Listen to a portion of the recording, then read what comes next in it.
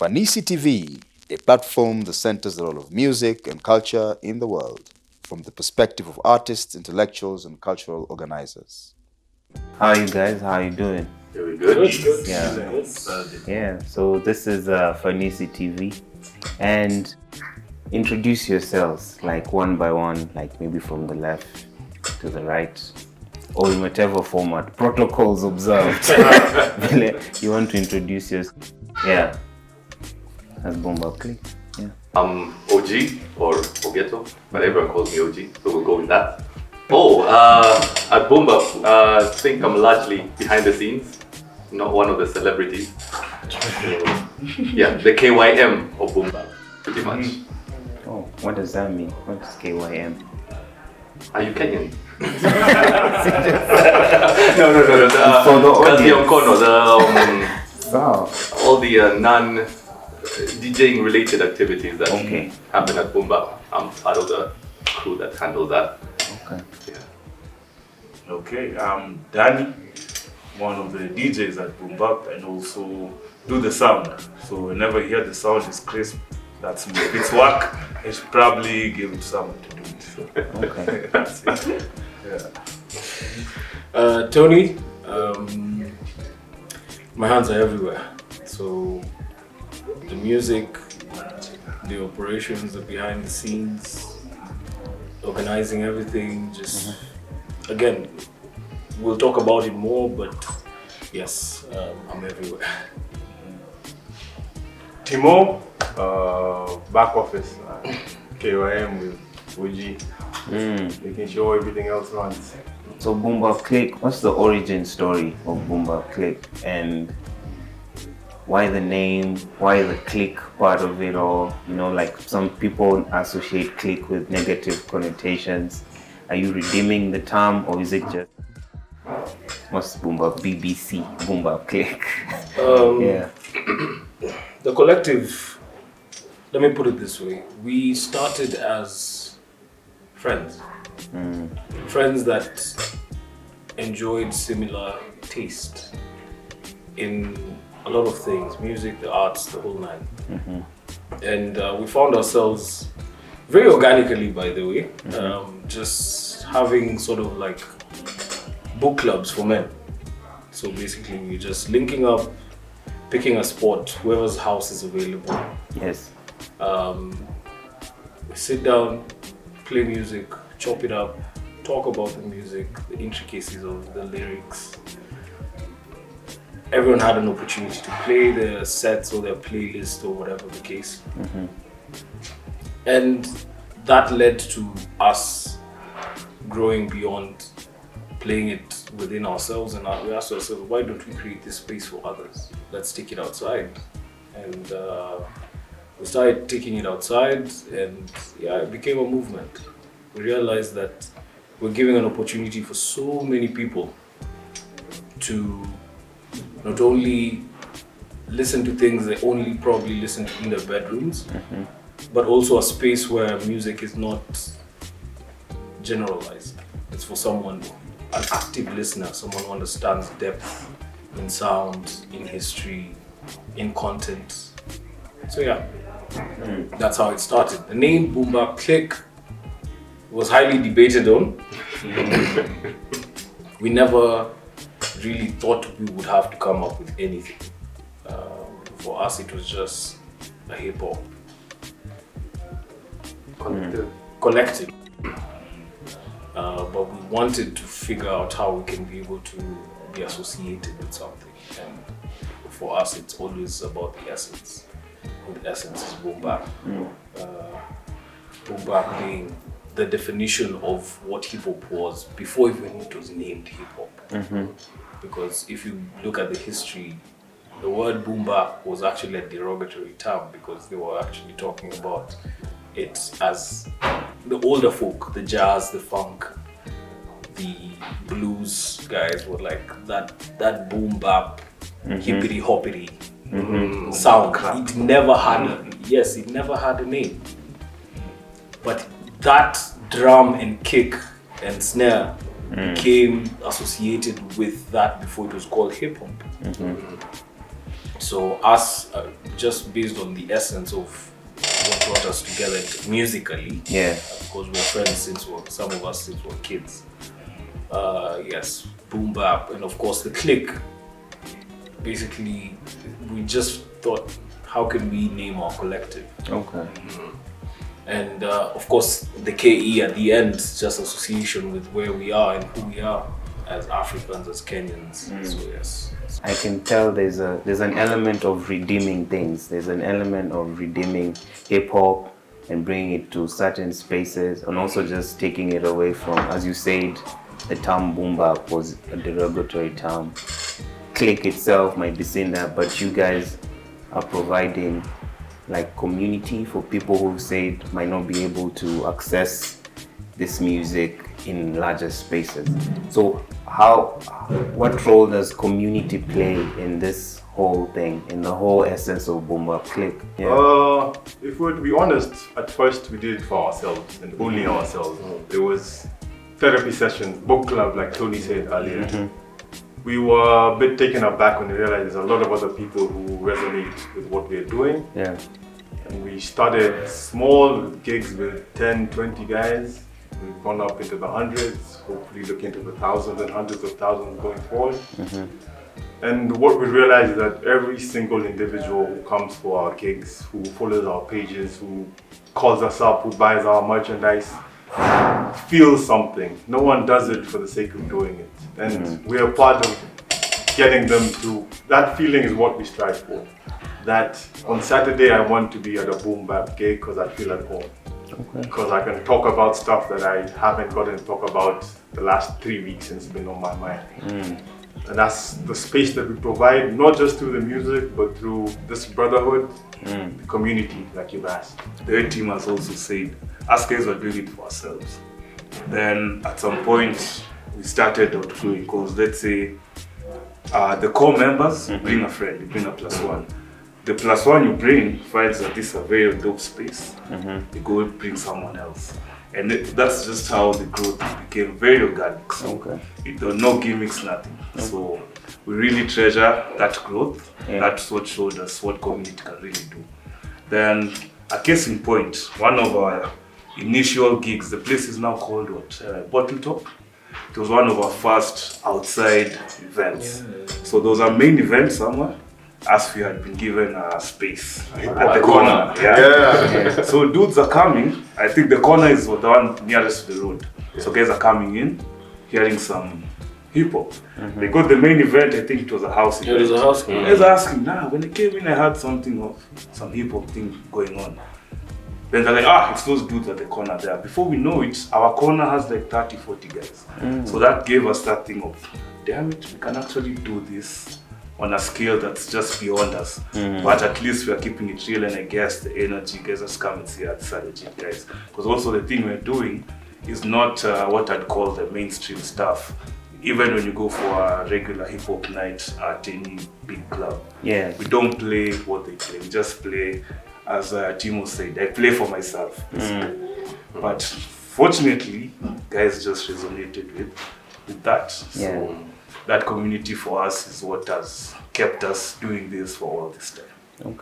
Exactly. So it's quite a key factor in what we do. To do this, we never approached this from a financial angle from the beginning. And we've had to rely on so many friends and favors and from different artists, different venue owners and things like that to make it happen.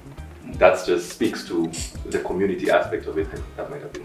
Also, speaking of the financial aspect, like this is culture, this is music, and you guys, your springboard is hip hop, and hip hop has elements like DJs, rappers, b-boy, and all these things. And you find in Kenya, there are people who are participating in this thing called hip hop.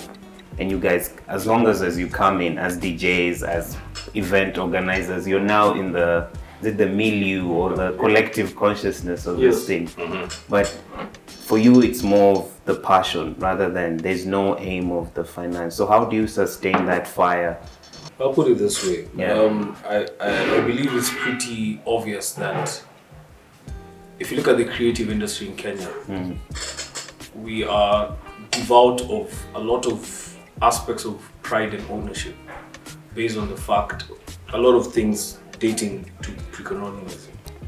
And that lack of sense of pride of self and ownership has brought us to a point where people would rather spend money on anything foreign than anything local.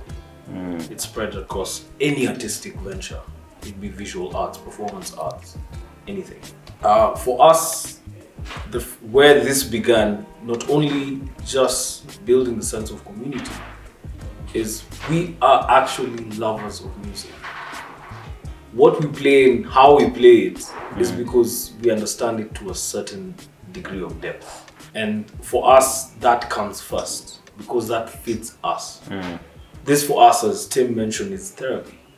For us, we look forward to that month where I can just churn out my energy and hopefully get it reciprocated. But for us, just that opportunity to churn out that energy matters more than anything. How we're able to facilitate that is, yes, we have sacrificed here and there to be able to get everything going.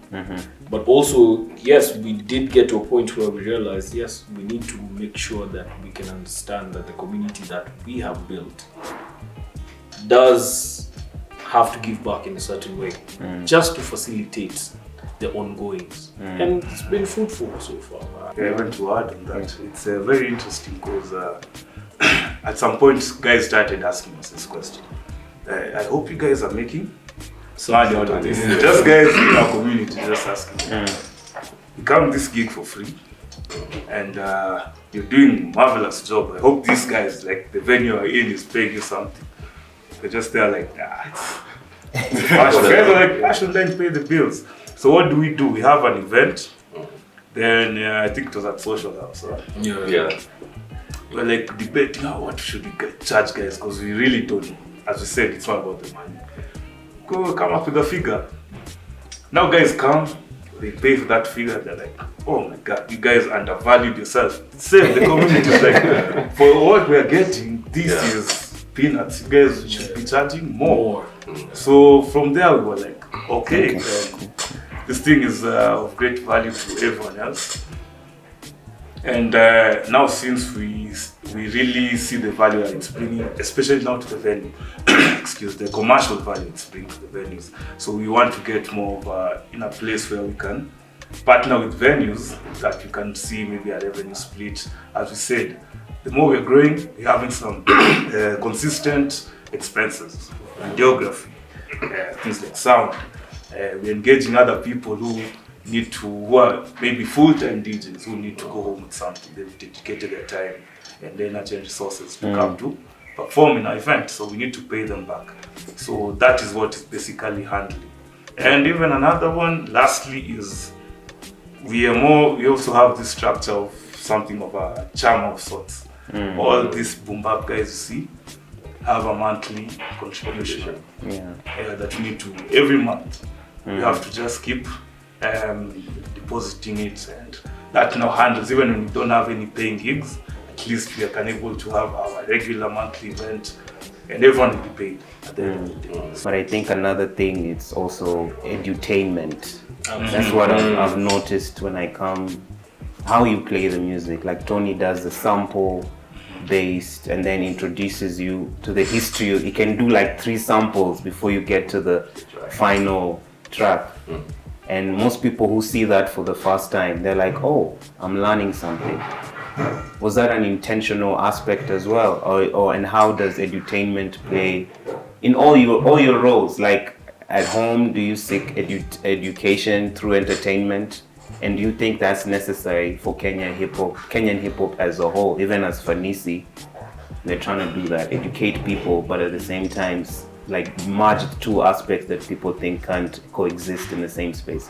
I'll put it in 3 ways. Yeah. Edutainment is, yes, it makes sense in how you're putting it across, but beyond that, the sense of community first of all starts within. And for us, not only is this a brotherhood that's been brought together because of music, beyond that, we look out for each other. That means from an emotional aspect, this is a space where we bear ourselves and we are able to be everyone's shoulder and everything in between. So for us, that space creates an energy of not only wanting to be better, to do better, sharpen each other up in every other aspect, but music as well. Now, when you're talking about the music in itself, let's start with perception. Perception is a very interesting thing, especially if we're talking about this country. When you talk to the general Kenyan, when you talk about hip hop, there's a face they make. I'm like, I'm so sorry, man. Like, you really need to read a book. But again, we need to get to a point where it doesn't have to be talked about, it has to be shown. And that's what we are. We understand music to a certain depth. So instead of discussing it, let's show it to you. People do not understand the essence of hip hop is soul, it's jazz, it's blues, it's funk, it's country, it's classical. It's everything that encompasses the entirety of music that birthed hip hop. As Grandmaster Caz said, hip hop did not create anything. It reinvented everything. People picked jazz cuts and funk cuts and drummers from James Brown to Coltrane to Miles Davis to whoever. For you to understand hip hop, you need to understand every other aspect of music. So for us, the fact that we understand it, we can show you the difference. We have instances of guys who come there and like, I have not understood anything, but the energy is amazing. It's like, it's different, it's amazing, I just want to be here. So yeah, so from an entertainment standpoint, yes, there's layers to it. Yeah. And we'd rather show than say, in terms of having those discussions. And that's why there's that community where it's organically, people are just even talking on our behalf. Just saying, you need to come and listen, you need to come and be in this space. You might not understand it, but it makes sense in just that kind of light. You have something to say, OG? I could. No, I was going to say, more so in this day and age when branding is everything. In terms of discovery of art, of music, there's the invisible hand of commerce that sort of pushes people into certain directions, your profile, and they send you in a certain direction that they think you would like. So I think what happens at Boombap is in the opposite direction of that. It's trying to go to the depths that you might not have come across on your own. Yeah. Because one, it takes too much time. Two, you may not even know that some of these artists exist and all of that.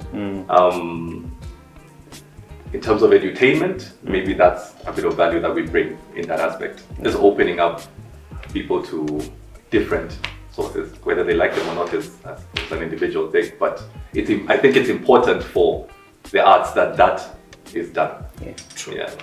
I like how Tony keeps referring to the country we are in. You're always bringing it back so that we don't forget we're in Kenya. Yeah, there's this line KRS says, hip hop is highly intelligent people helping oppressed people. Yes. Hip hop. Hydrogen, iodine. Yes.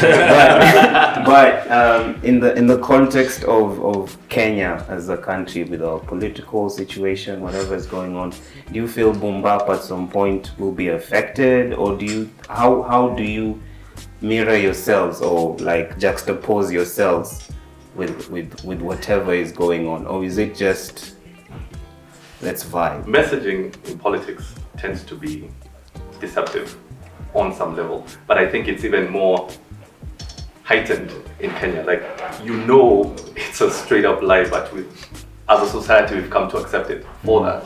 And I think there's a distinction between that messaging and the messaging that comes across in hip hop, because hip hop artists are putting different ideas out there, but it's not to manipulate you into, or rather to co-opt you into adopting their belief. It's, I'm presenting this for your consideration.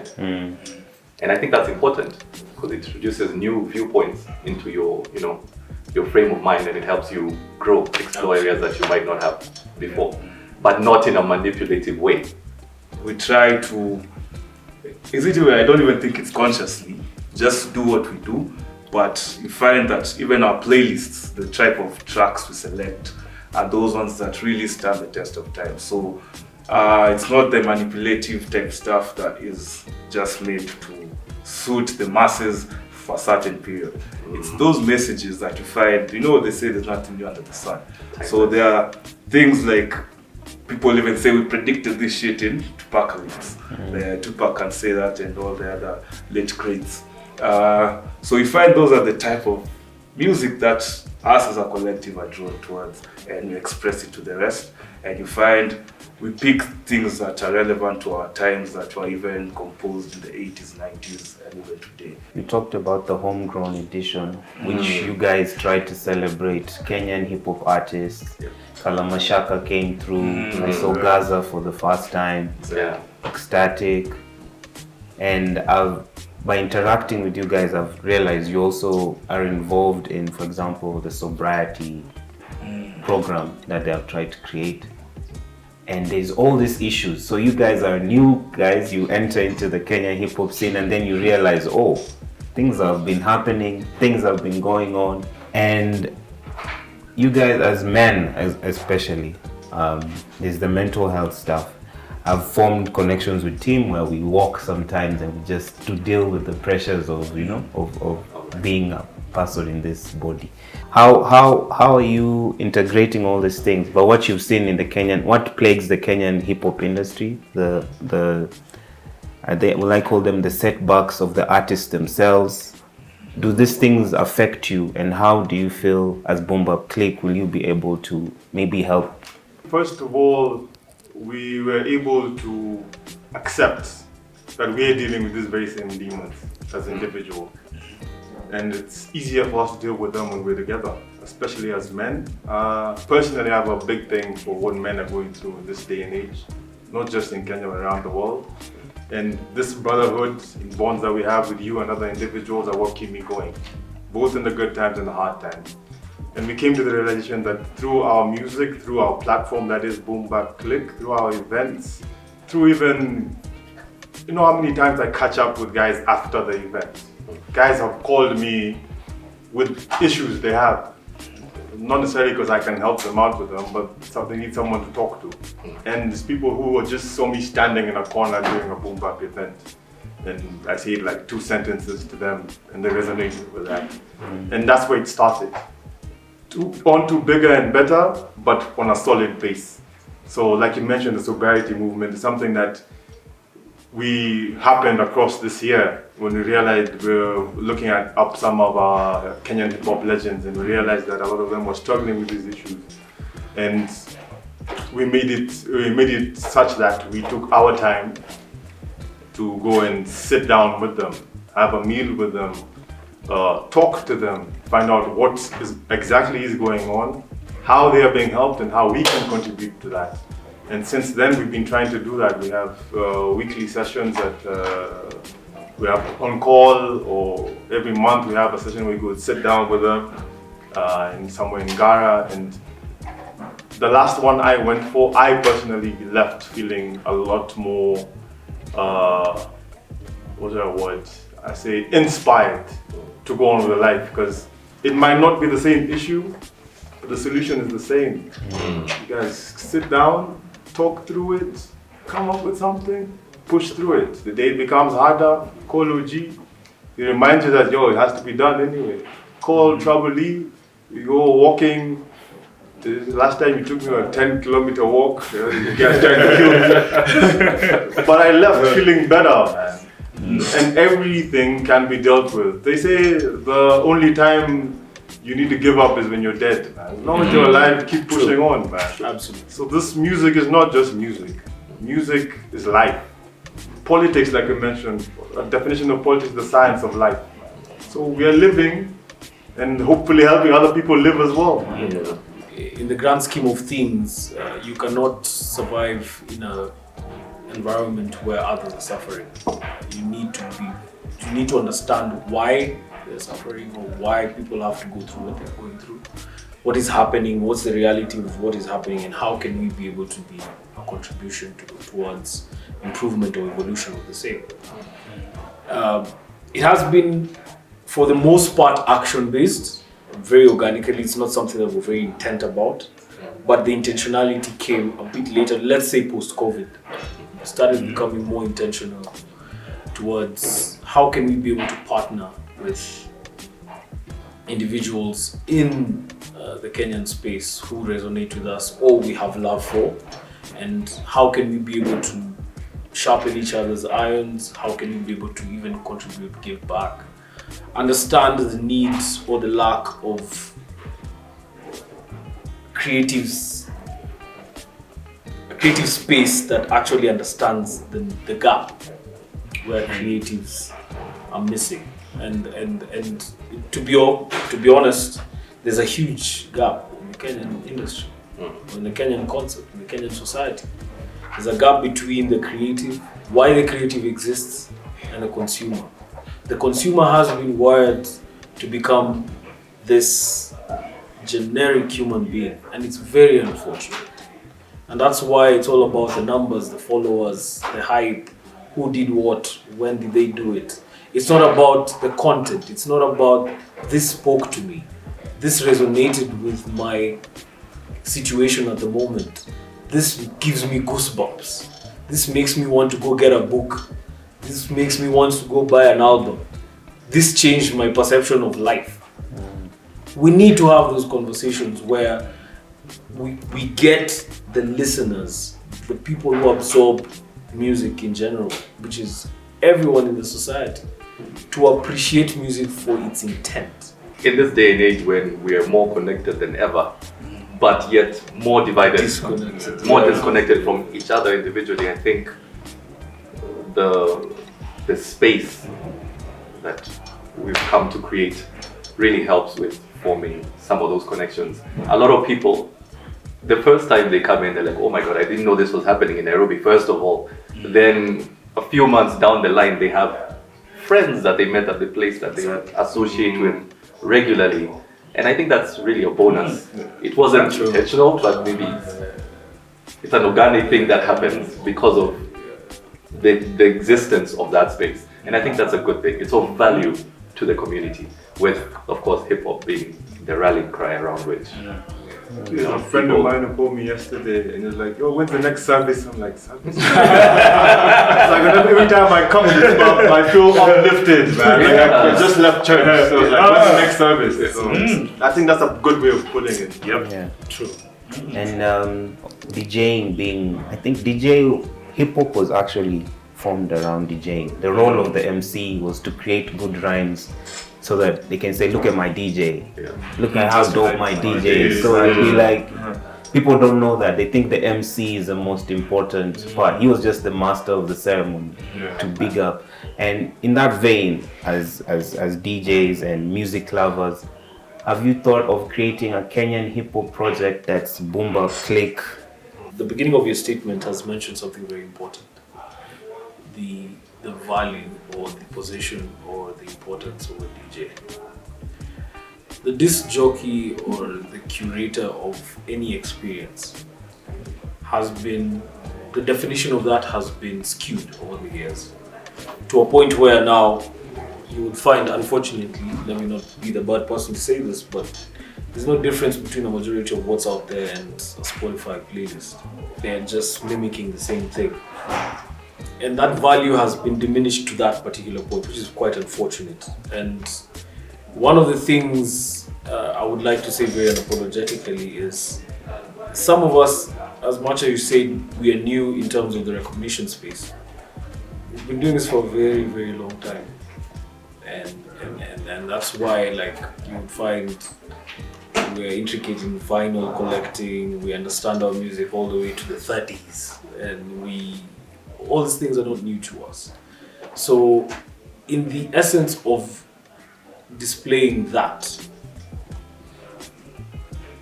when we're playing music in any space, we curate the space because that is the true definition of the DJ. In respect to creating something that is Kenyan and just to be able to display a collectible collection of works curated by us. It's something that we have thought about. We actually have local producers that can be able to churn out a majority of what we're thinking about. It should be something that should come out very soon. You're definitely going to be part of it. But yes, I think, again, in the essence of just showing action rather than talking a lot, it's something that we need to do. Just to be able to show people it can be done. As we go on, this hip hop thing is turning 50, right? Yes.